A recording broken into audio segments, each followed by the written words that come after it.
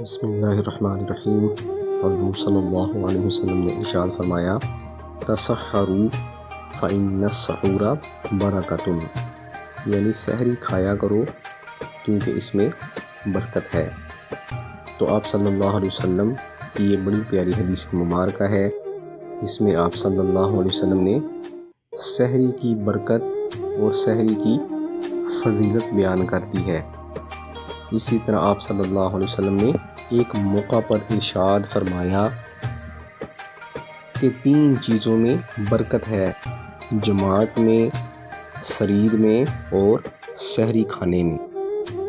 یعنی جماعت سے مراد با جماعت نماز ادا کرنا، اسی طرح سرید پکے ہوئے گوشت میں روٹی کے چھوٹے چھوٹے ٹکڑے ڈالنا، اور تیسرے نمبر پر فرمایا سحری کھانا۔ تو ان تینوں چیزوں میں اللہ تعالیٰ نے برکت رکھی ہے۔ اسی طرح آپ صلی اللہ علیہ وسلم کی ایک حدیث مبارکہ کا مفہوم ہے کہ ہمارے اور اہل کتاب کے روزوں میں یہ فرق ہے کہ وہ سحری نہیں کھاتے جبکہ ہم سحری کھاتے ہیں۔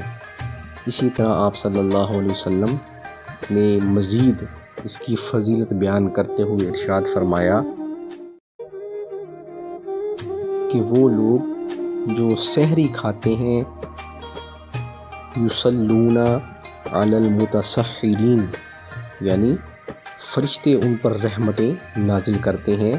حدیث مبارکہ کے الفاظ ہیں، ان اللہ و ملائکتہ یصلون علی المتسحرین، کہ بے شک اللہ تعالیٰ اور اس کے فرشتے سحری کھانے والوں پر رحمت نازل کرتے ہیں۔ تو یہ سحری کھانے کی فضیلت ہے، سحری کھانے کی برکت ہے۔ یہی وجہ ہے کہ مسلمانوں کو سحری کا عظیم تحفہ بھی عطا کیا گیا جو کہ اہل کتاب کو نہیں دیا گیا۔